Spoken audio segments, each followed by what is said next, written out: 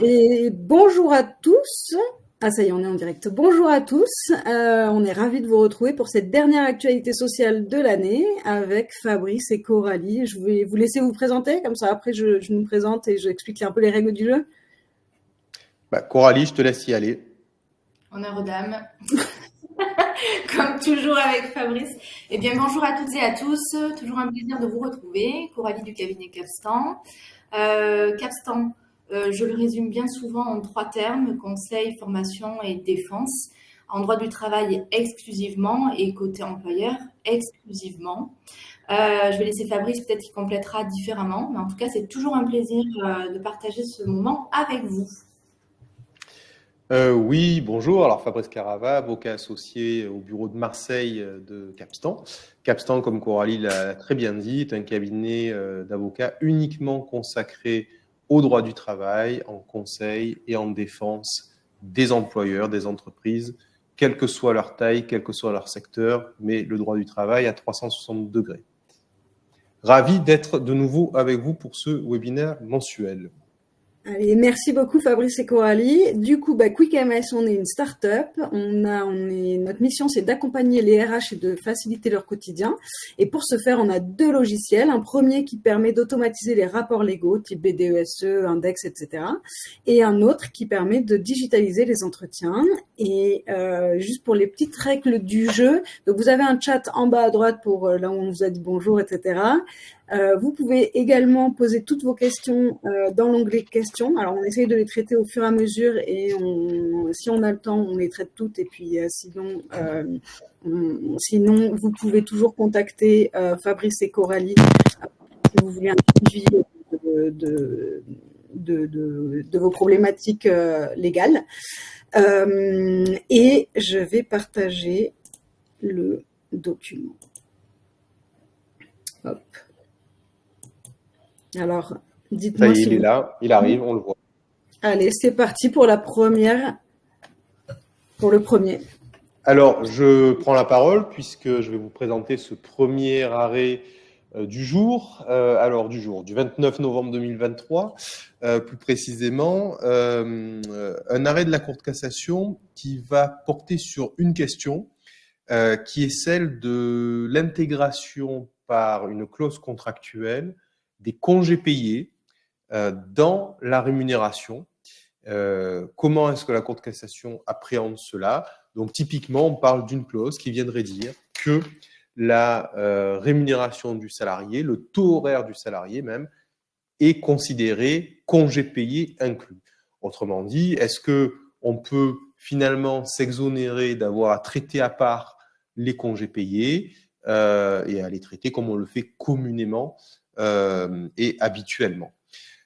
Dans cette affaire, la question était typiquement d'une clause rédigée, comme je viens de l'indiquer, à savoir une clause d'une secrétaire réceptionniste, en l'occurrence, dans un cabinet médical dont le contrat de travail prévoyait que la rémunération était composée d'un taux horaire, ouvrez les guillemets, congé payé inclus, fermez les guillemets. Et cette salariée qui a ensuite été licenciée pour des questions qui n'intéressent pas particulièrement la Cour de cassation dans cet arrêt, eh bien, actionne son employeur en demandant un rappel de salaire dans la mesure où elle estime effectivement qu'il y avait eu un mauvais traitement de ses congés payés, qu'on lui devait finalement le traitement et le paiement de ses congés payés. Sur ce, l'employeur va solliciter une question préjudicielle auprès de la Cour de justice de l'Union européenne en demandant finalement est-ce que cette stipulation contractuelle est compatible avec le droit européen. La Cour de cassation va considérer qu'il n'y a pas lieu à renvoi d'une question préjudicielle à la Cour de justice de l'Union européenne, en rappelant finalement que la Cour de justice européenne s'est déjà positionnée en 2006, le 16 mars 2006 pour être exact, sur le sujet précisément sur comment il fallait donc interpréter l'article 7 d'une directive européenne du 23 novembre 93, qui est à noter, puisque actuellement on parle beaucoup de la jurisprudence de la Cour de cassation du 13 septembre 2023 concernant les congés payés, l'acquisition des congés payés en arrêt maladie ou en accident du travail. La Cour de cassation, dans ces 3 arrêts-là, s'est fondée notamment sur l'article 7 de la même directive, qui est l'article qui indique qu'un salarié a droit finalement à des congés payés, pour faire très court. Eh bien, la Cour de cassation donc rappelle l'arrêt de la Cour de justice européenne du 16 mars 2006 et rappelle 3 points d'appréciation de la Cour de justice de l'Union européenne sur cet article 7, et notamment un 3e point qui est de dire que cet article 7, d'après la Cour européenne, ne s'oppose pas en principe à ce que des sommes qui ont été payées de manière transparente et compréhensible au titre du congé annuel minimal au sens de la disposition de l'article 7, sous la forme de versement partiel étalé sur la période annuelle, et bien donc cette directive ne s'oppose pas à cette pratique. Partant de là, la Cour de cassation va tirer la même logique et notamment va utiliser les mêmes termes, je trouve ça assez notable, d'une manière transparente et compréhensible, et va dire effectivement que s'il est possible d'inclure une indemnité de congé payé dans la rémunération forfaitaire lorsque des conditions particulières le justifient, cette inclusion doit résulter d'une clause contractuelle transparente et compréhensible, et donc elle nous explique ce qu'il faut comprendre, ce qui suppose que soit clairement distinguée la part de rémunération qui correspond au travail de celle qui correspond au congé, et que soit précisée l'imputation de ces sommes sur un congé déterminé, devant être effectivement pris. Donc, si on le dit autrement, en s'appuyant donc sur ces termes de transparente et compréhensible, en parlant de la clause contractuelle en question, la Cour de cassation s'appuie sur le droit européen, le même article que donc dans les jurisprudences du 13 septembre, pour nous dire que c'est possible, on peut prévoir ce type de clause qui va inclure les congés payés dans la rémunération forfaitaire, dans une rémunération forfaitaire, mais tout autant donc que cette clause est transparente et compréhensible, c'est-à-dire qu'elle fait une distinction entre ce qui relève de la rémunération du travail et ce qui relève des congés payés, et plus encore qu'au moment de la prise effective des congés, eh bien, l'imputation de cette part de rémunération versée chaque mois au titre imputé au titre des congés payés, soit bien imputé spécifiquement aux congés payés pris. Donc, une possibilité qui est ouverte par la Cour de cassation, mais sous condition de cette référence au droit européen. Alors, juste pour en terminer sur cet arrêt, une fois qu'on a dit ce qu'il expliquait, ce qu'il exprimait, donc il y a une possibilité sous condition. Je pense que la vraie question, c'est est-ce que c'est pertinent ? Est-ce que c'est pertinent d'intégrer les congés payés dans une rémunération forfaitaire, à supposer qu'on remplisse les conditions de la Cour de cassation, posées par la Cour de cassation, et donc que ce soit juridiquement faisable? Est-ce que c'est véritablement pertinent? Est-ce que ça ne crée pas plus de difficultés que ce que ça en résout? Là, en l'occurrence, il y avait une espèce de mélange des genres qui se faisait, puisque en plus de cette clause contractuelle, il y avait dans l'entreprise un lissage de la rémunération qui était pratiqué, et donc finalement, c'est d'ailleurs ce qui a posé problème, on ne savait plus déterminer ce qui relevait de la rémunération du travail, ce qui relevait des congés payés, de telle sorte que ça a créé donc un risque et effectivement une condamnation pour l'employeur.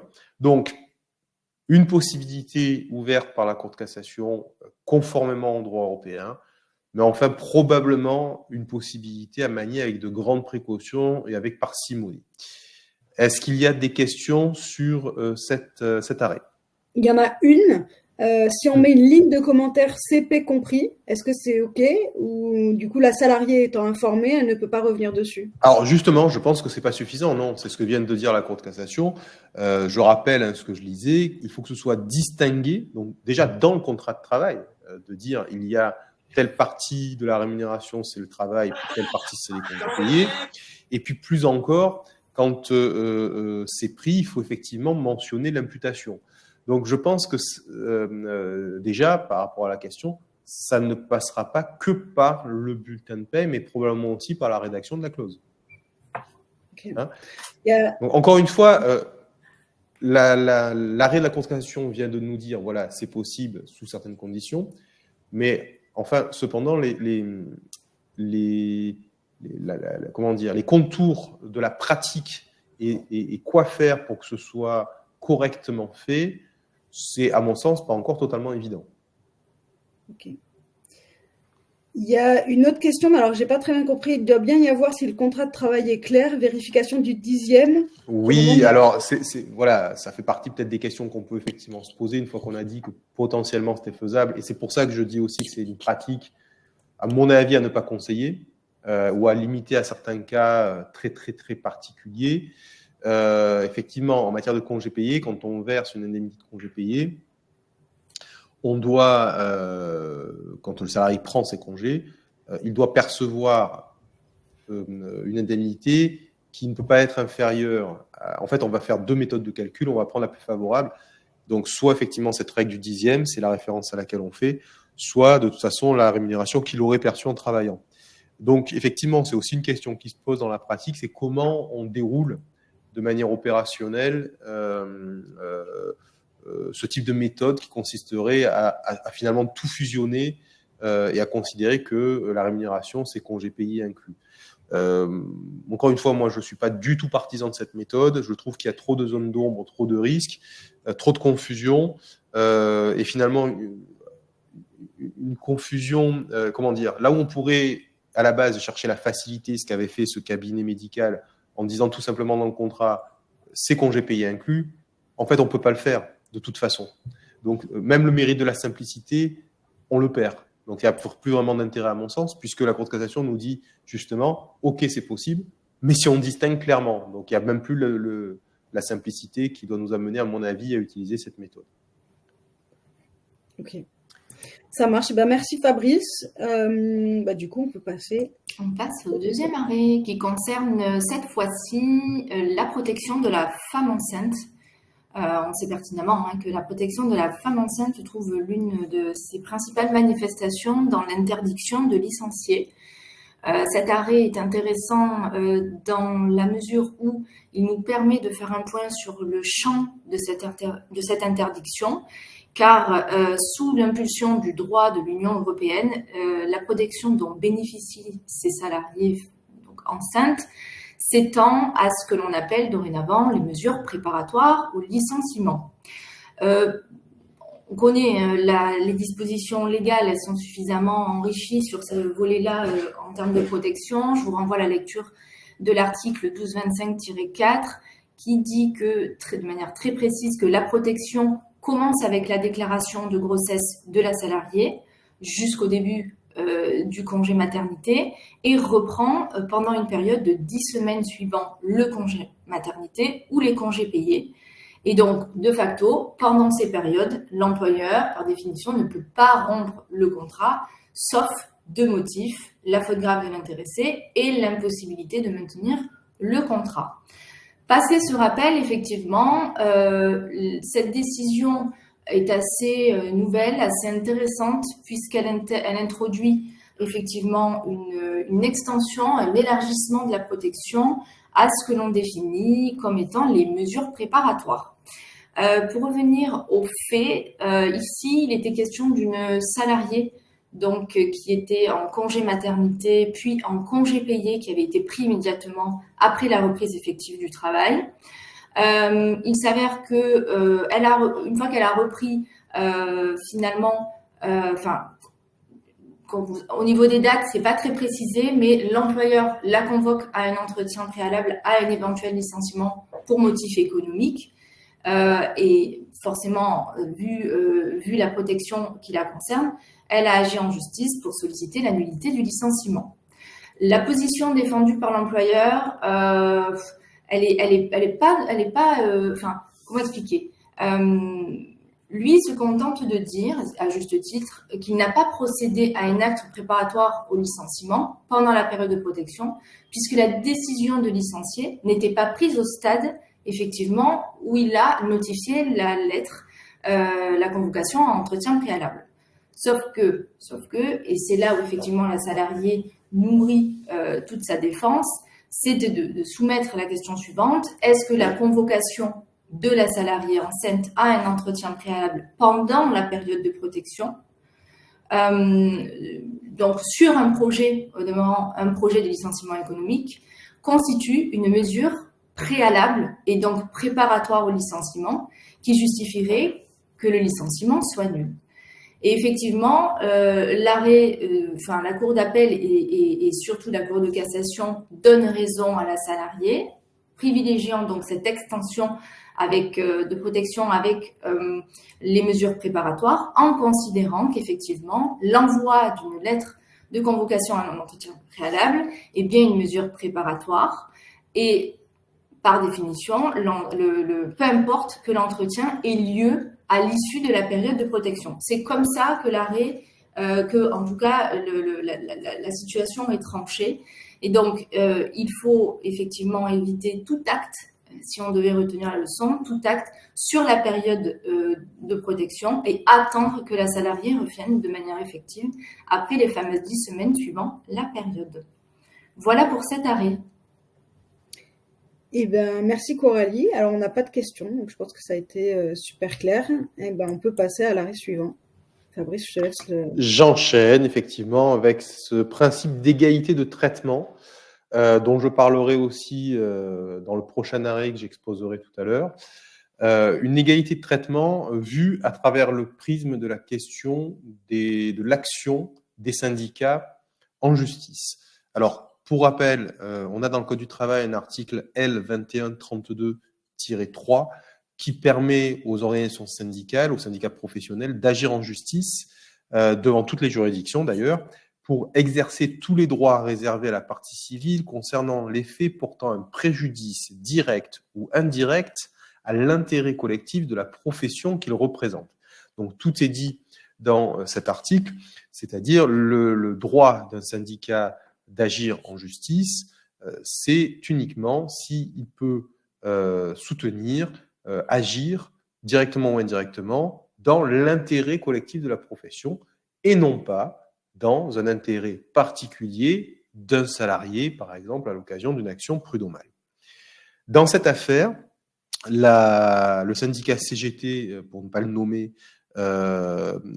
avait saisi le juge, et on est passé par la Cour d'appel d'Aix-en-Provence, pour lui demander d'enjoindre à la société de revoir sa politique d'augmentation générale, qui était basée uniquement sur une grille prenant comme critère des tranches de salaire, et le syndicat disait, vous devez plutôt utiliser une qualification professionnelle pour cela. Pour fonder son action, le syndicat se basait sur le principe d'égalité de traitement, qui est, je le rappelle quand même, un principe de valeur constitutionnelle, c'est le fameux égalité, dans égalité et fraternité. Égalité, eh bien, ce principe de valeur constitutionnelle qu'on applique en droit du travail également, est un principe juridique qu'on peut utiliser devant l'ensemble des juridictions, et donc notamment en droit du travail. Donc, la question qui se posait à la Cour de cassation, c'est celle que posait l'employeur, qui disait, mais en fait, le syndicat ne peut pas agir parce qu'en réalité, sous couvert d'une action qui serait dans l'intérêt collectif de la profession, il ne fait qu'agir dans l'intérêt de quelques salariés pour qui, effectivement, il y a actuellement des procédures prud'homales et qui peuvent prétendre, ou en tout cas qui prétendent, à une inégalité de traitement à leur égard, en lien avec donc l'utilisation de tranches de salaire et non pas de qualification professionnelle pour asseoir le raisonnement en matière d'augmentation de salaire. La question donc, que la Cour de cassation devait trancher, c'était est-ce que le syndicat peut agir? Alors, la réponse est clairement positive, c'est-à-dire que la Cour de cassation dit oui, un syndicat peut agir parce qu'il agit dans l'intérêt collectif de la profession en s'appuyant sur le principe d'égalité de traitement. Donc, c'est un apport de cet arrêt. L'égalité de traitement, finalement, c'est un cas dans lequel le syndicat peut agir en justice dans le cadre de l'intérêt collectif. Et la Cour de cassation va même un petit peu plus loin, puisqu'elle nous dit que la circonstance que seuls quelques salariés de l'entreprise seraient concernés par la violation du principe d'égalité de traitement est sans incidence sur le droit d'agir du syndicat. Donc ça signifie donc, puisque c'était l'argument de l'employeur, que même s'il n'y a pas tous les salariés concernés, mais que quelques-uns, ça n'écarte pas l'idée que le syndicat agit néanmoins dans l'intérêt collectif de la profession. Alors, pour aller jusqu'au bout de l'arrêt, il faut savoir néanmoins que l'employeur va finir par gagner dans ce dossier, puisque la Cour de cassation va, enfin en tout cas au stade de la cassation, puisque la Cour de cassation va sanctionner les juges d'appel en estimant qu'ils n'ont pas caractérisé en quoi fonder une augmentation générale des salaires sur des tranches de salaire et non pas sur la catégorie professionnelle, ce serait une violation de l'égalité de traitement. Donc, la Cour de cassation reproche au juge du fond de ne pas avoir caractérisé cette inégalité de traitement et donc casse l'arrêt de la Cour d'appel d'Aix-en-Provence. C'est quand même une idée à retenir. La Cour de cassation donc, semble estimer que rien ne s'oppose par principe à ce qu'il y ait ce type de distinction et ce type de critères, donc tranche de salaire au lieu de catégorie professionnelle pour fonder une augmentation générale des salaires, à retenir quand même. Cependant, donc l'apport principal de l'arrêt, c'est ce que je disais avant, c'est-à-dire l'ouverture de porte pratiquée par la Cour de cassation à l'égard des organisations syndicales qui peuvent être vues comme pouvant agir dans l'intérêt collectif, même s'il y a peu de salariés de concernés en pratique, en s'appuyant sur le principe d'égalité de traitement, qui est, j'y reviendrai donc comme je l'ai dit tout à l'heure dans le prochain arrêt, un des principes quand même qui, de mon point de vue, a le vent en poupe et est très souvent et de plus en plus souvent utilisé en droit du travail et utilisé dans des contentieux où des salariés viennent réclamer des rappels de salaire sur la base d'un manquement prétendu à l'égalité de traitement. Eh bien, la Cour de cassation, le 15 novembre, vient d'ouvrir la porte un peu plus grand à cette pratique puisqu'elle vient permettre aux organisations syndicales de suivre et même de précéder tout cela en leur nom propre, en agissant directement devant les tribunaux sur le principe de l'égalité de traitement. Est-ce qu'il y a des questions sur cet arrêt ? Non, il n'y a pas de questions. Alors, Coralie, je te cède la parole. Arrêt suivant qui concerne la reconnaissance du caractère professionnel et en particulier le zoom est fait dans cet arrêt sur l'expertise judiciaire. On sait que sur cette thématique en matière contentieuse, le juge judiciaire a la faculté d'ordonner une expertise judiciaire avant de dire droit. Lorsque l'une des parties le demande ou lorsque d'office il estime nécessaire d'obtenir un nouveau regard sur les éléments médicaux soumis par le salarié victime.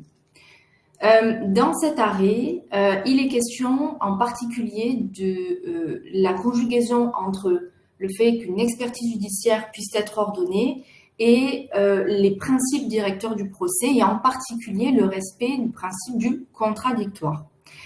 L'apport de cet arrêt est simple.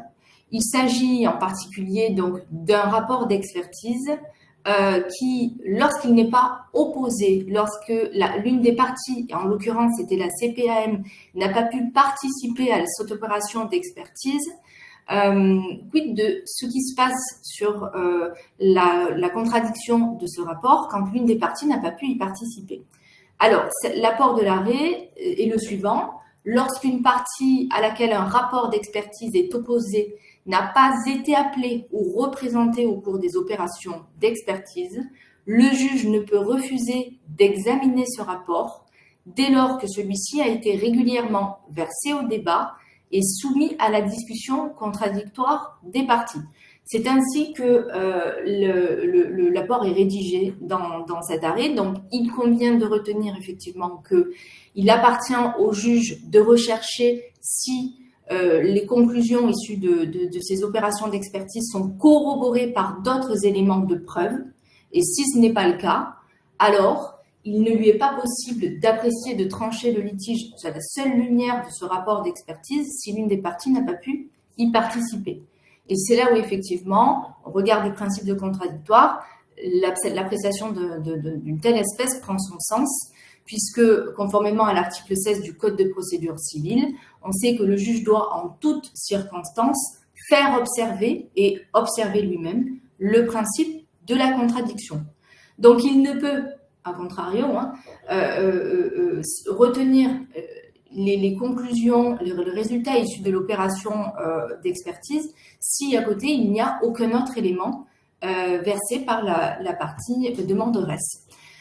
Très rapidement, pour en revenir aux faits, ici, c'était assez particulier puisque les faits s'étaient divisés en 2 temps. Sur une première période, la CPAM, elle avait pris en charge au titre de la législation professionnelle la maladie déclarée par le salarié, et quelques années après son décès, c'est la veuve de la victime qui va saisir d'un recours la juridiction au fin de faire reconnaître le caractère professionnel de la maladie qu'elle estime être en lien avec la première déclaration et donc n'être qu'une continuité, sauf qu'elle sollicitait du coup une double indemnisation et au-delà, elle souhaitait faire reconnaître la faute inexcusable de l'employeur. Sauf que, effectivement, la caisse, donc la CPM, a fait greffe à l'arrêt de la Cour d'appel d'accueillir le recours de la veuve, alors que justement, le juge s'était fondé sur un rapport d'expertise judiciaire qui n'avait été établi aucunement dans le respect du principe du contradictoire. Et que, au-delà, il n'avait pas été corroboré par, comme on le disait, d'autres éléments de preuve. La caisse, ici, fait valoir que la Cour d'appel s'est donc fondée sur un seul rapport d'expertise, alors qu'elle n'avait pas été régulièrement convoquée aux opérations, et qu'elle s'est fondée sur les seuls éléments issus de cette opération, ce qui est contraire à l'article 16. Et donc, l'arrêt issu de la Cour d'appel est cassé. Là, effectivement, c'est essentiel et c'est en même temps tellement évident qu'on ne puisse pas passer outre que, en défense, il faut être vigilant dans ce cas de figure et ça reste une arme facile lorsqu'il n'y a effectivement aucun élément objectif qui vienne s'ajouter pour la partie demanderesse. Voilà pour cet arrêt. Eh ben, merci Coralie. On n'a toujours pas de questions, donc Fabrice, je te laisse la main. Voilà, donc je reprends la parole pour cet arrêt, ce dernier arrêt en ce qui me concerne. Coralie en présentera encore un, concernant également l'égalité de traitement. Alors, on est remonté un peu dans le temps au 4 octobre 2023 pour vous présenter cet arrêt, mais ça semblait intéressant de faire une espèce de lien autour de l'égalité de traitement. Autre exemple donc de la manière dont l'égalité de traitement peut être mise en jeu juridiquement en droit du travail, donc dans cet arrêt du 4 octobre 2023. Alors de quoi on parle exactement ? Vous le voyez sur le slide, l'égalité de traitement concernant la prévoyance. Dans cette affaire, il s'agissait d'un salarié d'une grande marque que je citerai, qui s'appelle L'Oréal, qui a argumenté de la manière suivante. C'est quelqu'un qui était cadre, mais qui était néanmoins pas cadre dirigeant, et qui a revendiqué l'application à son bénéfice d'un régime de prévoyance complémentaire, un régime de retraite, complémentaire, qu'ils appellent au sein de l'entreprise le régime comité de conjoncture, et qui est sûrement toujours réservé uniquement aux cadres dirigeants. Et donc, cette personne argumentait en disant il n'y a pas de raison objective à ce que ce régime de retraite complémentaire soit, en regard de la nature même de ce dont on parle, du sujet dont on parle, réservé aux cadres dirigeants et aux cadres donc classés dans ce comité de conjoncture, Et à défaut donc de différences suffisantes et objectives, ce salarié demandait à en bénéficier. Du coup, la question qui revenait à la Cour de cassation, c'est finalement de savoir si un régime de retraite complémentaire, en l'occurrence, pouvait être réservé à une catégorie de personnel, en l'occurrence, ce que en droit on appelle des cadres dirigeants, parce que la notion de cadre dirigeant est bien définie par le Code du travail. Et donc, si cette différence de situation est valable au regard du principe d'égalité de traitement. Vous avez compris que le salarié soutenait l'inverse. La Cour de cassation va clairement répondre oui, on peut faire ce type de distinction. Et ce que je trouve notable, c'est qu'elle va notamment répondre en s'appuyant sur sa propre jurisprudence passée, en écrivant d'ailleurs noir sur blanc dans l'arrêt, selon la jurisprudence constante de la Cour de cassation. Et la Cour de cassation elle-même nous cite, entre parenthèses, une série d'arrêts d'elle-même, d'arrêts précédents, rappelant qu'effectivement, elle considère depuis longtemps et de manière constante qu'en raison des particularités des régimes de prévoyance couvrant les risques maladie, incapacité, invalidité, décès et retraite, qui reposent sur une évaluation des risques garantis en fonction des spécificités de chaque catégorie professionnelle, eh bien, ça peut prendre en compte ces différences sans violer l'égalité de traitement, et que l'égalité de traitement, c'est comme ça que la Cour de cassation finit, ne s'applique dès lors qu'entre les salariés relevant d'une même catégorie professionnelle. Et en conséquence, donc, la Cour de cassation reconnaît que le cadre dirigeant relève d'une catégorie professionnelle distincte, de telle sorte que cette distinction est valable et qu'on peut donc bien réserver un régime de retraite uniquement à ces cadres dirigeants. D'ailleurs, c'est aussi intéressant de noter que dans la dernière partie de sa rédaction, lorsque la Cour de cassation indique que le cadre dirigeant relève d'une catégorie professionnelle distincte, elle le réaffirme en rappelant également une ancienne jurisprudence d'elle-même du 24 septembre 2014 qui avait affirmé cela. Donc, un arrêt que je trouve intéressant dans la mesure où la Cour de cassation enfonce le clou de sa propre jurisprudence.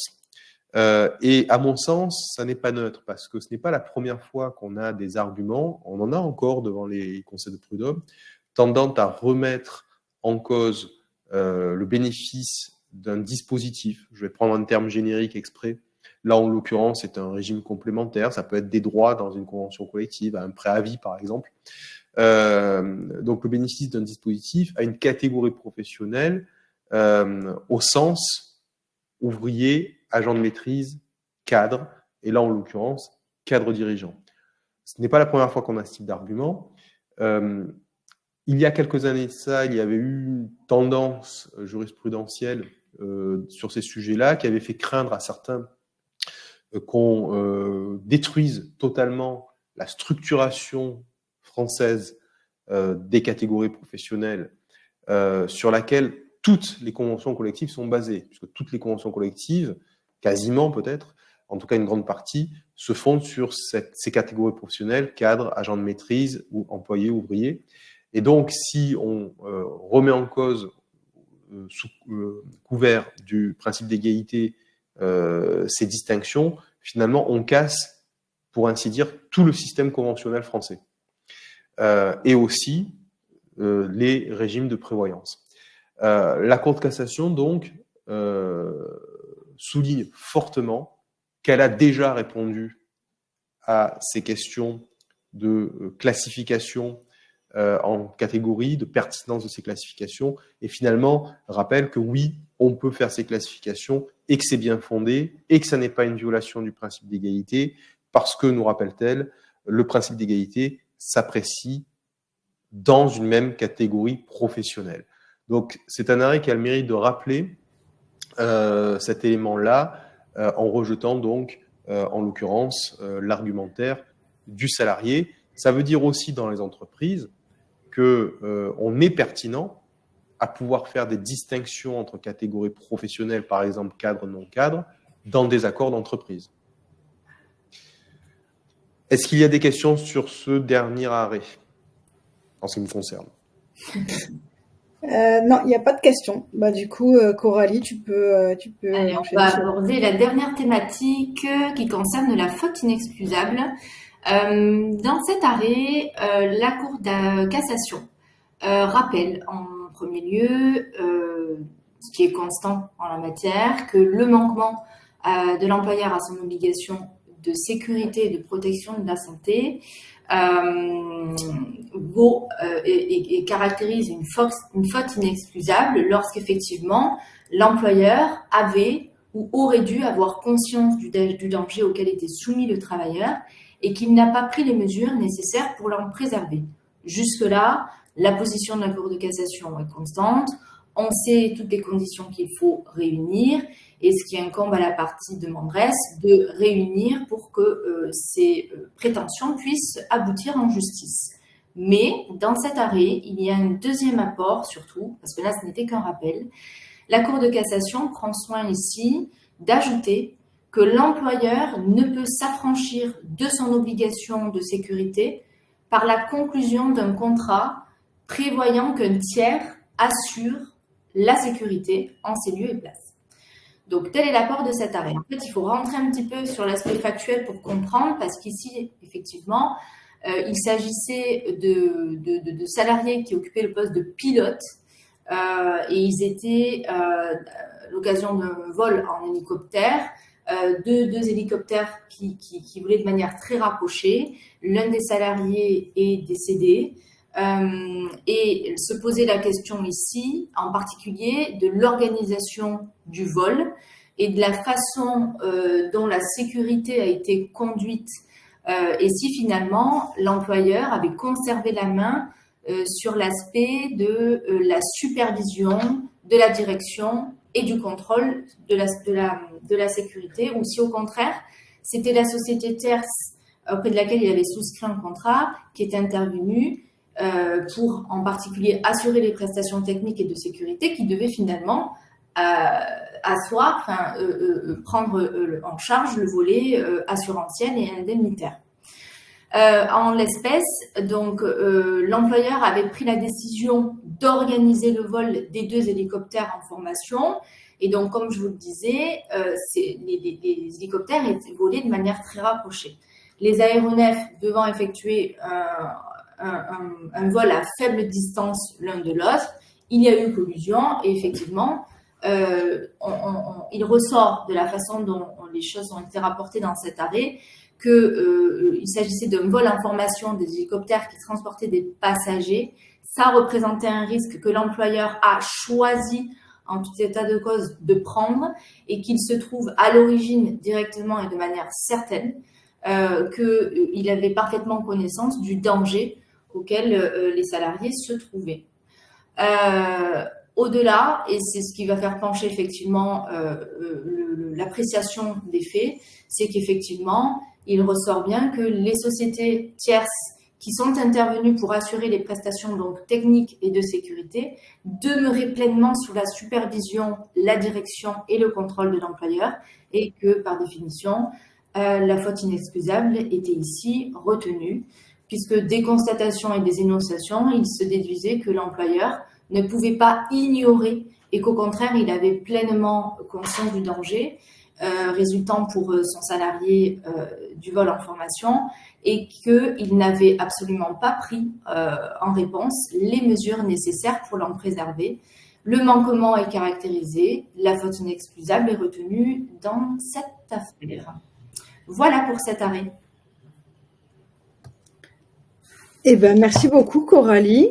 On arrive à la fin de ce webinaire. On n'a plus de questions. Alors, par contre, on a un commentaire dans le chat. Donc, juste ça permet de rebondir sur les prochaines dates en janvier. Donc, le prochain webinaire aura lieu. Alors, attendez, hop, je vais prendre mon calendrier. Le 18 janvier à 13h30. Donc, ce sera un jeudi. Et n'oubliez pas, donc on vous envoie tous les vendredis la newsletter donc qui est écrite par le cabinet d'avocats Capstan, donc par Fabrice et Coralie. Et donc là, cette semaine vous la recevrez. Juste pendant les vacances scolaires, il y en aura pas et on la reprend normalement début janvier. Donc voilà, bah, écoutez, on vous souhaite à tous de passer de bonnes fêtes si vous en passez, et puis on se retrouve à la rentrée. Très bonne fête. Exactement, bonne fête à tous, et puis comme on dit dans notre belle Provence, bon boudin. Je pense que tous ceux qui nous écoutent ne comprendront pas forcément ce que ça veut dire, puisque je sais qu'on a des personnes qui nous écoutent sur la France entière. Mais en clair, ça veut dire passer une bonne fin d'année et un bon passage à l'année prochaine pour de nouvelles aventures en 2024. Et je terminerai, Géraldine, avec un point, si tu m'accordes encore une seconde. Ouais, puisque c'est Noël, je vais faire un cadeau Capstan. C'est-à-dire que je propose à toutes les personnes qui nous écoutent aujourd'hui. Alors, je m'adresse aux entreprises. Je sais qu'il y a aussi des cabinets d'expertise comptable, par exemple, ou des cabinets de consulting. Je m'adresse aux entreprises qui sont dans le public. Je vous propose de nous envoyer un email sur quickms@capstan.fr et le premier mail qui arrivera. Donc, on prendra tout simplement les chronos qu'il y a sur le mail. Le premier mail qui arrivera en nous demandant « Contactez-moi », je les contacte et on organise un Teams et je vous offre une demi-heure de consultation en droit du travail par Teams. Voilà, c'est le cadeau de Noël de Capstan. Donc, à vos mails et on attend de vous lire. Voilà. Eh ben, merci à tous. Au revoir. Au revoir. Au revoir.